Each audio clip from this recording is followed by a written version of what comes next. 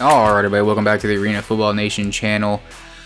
And in today's video, we got week 2 action of Indoor Football League. Got 6 games on the docket for this weekend, so let's get right into it. Alright, in game 1, we had the Quad City Steamers making the trip to Massachusetts to take on the Pirates. And this was a pretty solid game. That was a pretty gritty road victory for the Steamwheelers as they went back and forth in this Eastern Conference showdown, but ended up pulling off the win, 37-33. So despite an early turnover in the red zone, Quad City struck first on defense when linebacker Bubba Arslanian returned an interception 18 yards for a touchdown. Massachusetts quickly responded with quarterback Ginji Bahar orchestrating a methodical drive, capped off by a 15-yard rushing touchdown. After a sloppy second quarter filled with turnovers and missed opportunities, Steamers took a 17-13 lead into halftime. Massachusetts briefly took control in the third quarter, but Quad City answered behind quarterback Daquan Neal's clutch passing. His fourth quarter 23-yard strike to Jordan Visay proved to be the game winner. Neal finished 8 for 11 with 134 passing yards and 2 touchdowns, while the defense delivered crucial stops down the stretch. This win lifts Quad City to 2-0, the best start for the team since joining the IFL in 2019. So 2-0 for the Quad City Steamers, pretty impressive win. Coming off that first week against the Iowa Barnstormers. Then here we are traveling, making the road trip over to Mass and get another big win. So big things coming from the Steamwheelers early on. Let's see if they can continue to have the success. Pirates 0-2, so starting to turn some heads here. What's going on with the Pirates? Usually they're one of the premier teams in the Eastern Conference, so looking to see some big rebound from this team, and some questions need to be answered going forward. Next up, we had the Blizzard and the Iowa Barnstormers. Iowa traveling to Green Bay to face the Blizzard, and this is another little geographical rivalry in my eyes. Always have some pretty good matchups between Green Bay and Iowa. And Green Bay ends up coming away with a victory in this one, 52-47.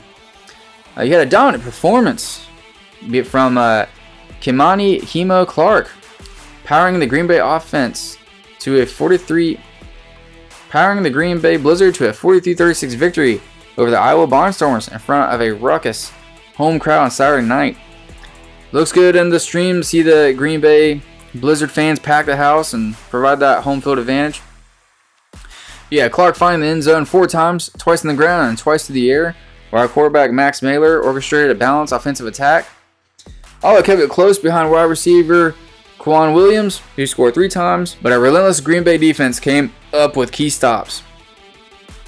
As the Barnstormers attempted a late rally, defensive lineman Allen Henry sacked Iowa's quarterback for a safety, giving the Blizzard some breathing room, and ensuring Blizzard touchdown sealed the victory, pushing them to 1-1 on the season. So good rebound for the Blizzard.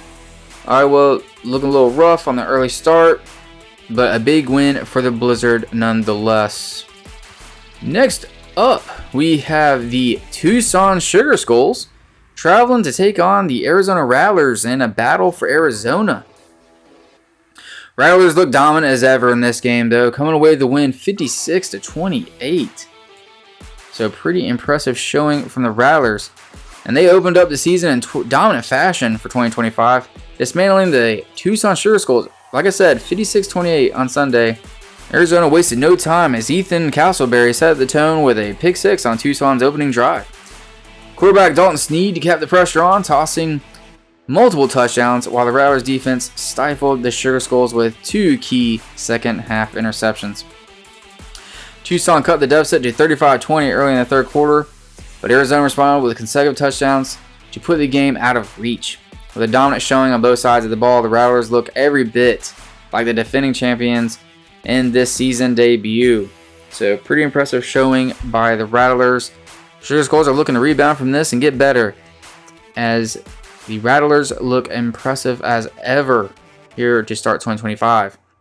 Next up, we had the Fisher's Freight in their first ever game as a team, traveling to the Northern Arizona Wranglers. And what was a pretty impressive showing and exciting game, the Fisher Freight came away with the win 41-29. So yeah, in the inaugural game, the Fisher Freight overcame an early deficit to claim a 41-29 win over the Northern Arizona Wranglers. They were trailing 14-0 early. Quarterback Jair Wright scored the first touchdown in franchise history on a scramble. Fishers took control in the third quarter when defensive lineman Isaiah Reed snagged an interception and returned it for a score, giving the Freight their first ever lead. A second pick six in the fourth quarter from Devin Hafford completed the win as Fishers closed out the historic night with a strong defensive stand. And that puts the Freight at 1-0 as they prepare for their first ever home game on April 4th against the Tulsa Oilers. So, really impressive showing by the Fisher Freight in their first game. Usually teams that are expansion teams have a slow start. It takes a minute before they get their first win. But Dixie Wooten, he obviously has things, pumping on all cylinders out there for the Fisher Freight as they have an impressive showing here against the Northern Arizona Wranglers. Next up, we have the San Antonio Gunslingers traveling out west to the Bay Area to take on the Panthers, where they edged out a narrow victory 28-21 over the Panthers.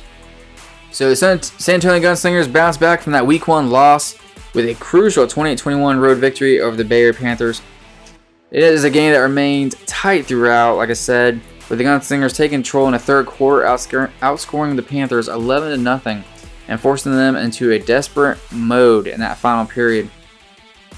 You had the defense for San Antonio Gunslingers just providing a pivotal role, intercepting Panthers quarterback Josh Jones twice and keeping him under constant duress.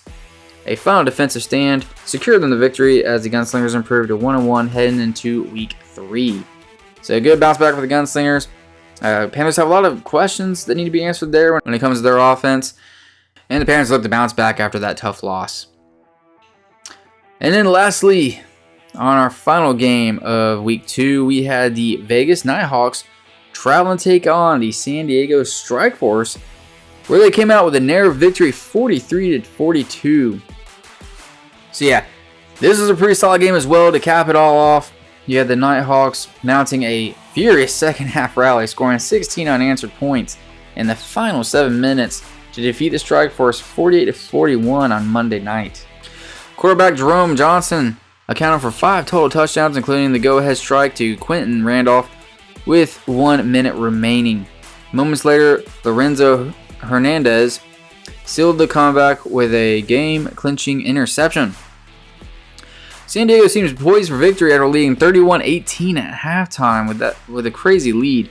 But Vegas' relentless defense and explosive offense flipped the script. Running back Tony Wimbush chipped in with 2 rushing touchdowns as the Nighthawks improved to 1-1 on the season. So, pretty impressive showing from the Strikeforce. I was pretty high on them coming into the season, as I thought they did really well, improving last year. So, but you can't count the Vegas Nighthawks. There's a reason why they're one of the higher-ranked preseason teams coming in this year. So, pretty solid matchup there if you missed that one. Great shootout. But alright, everybody, that will do it for week 2 of Indoor Football League action. Let's take a look at week 3 in our upcoming matchups.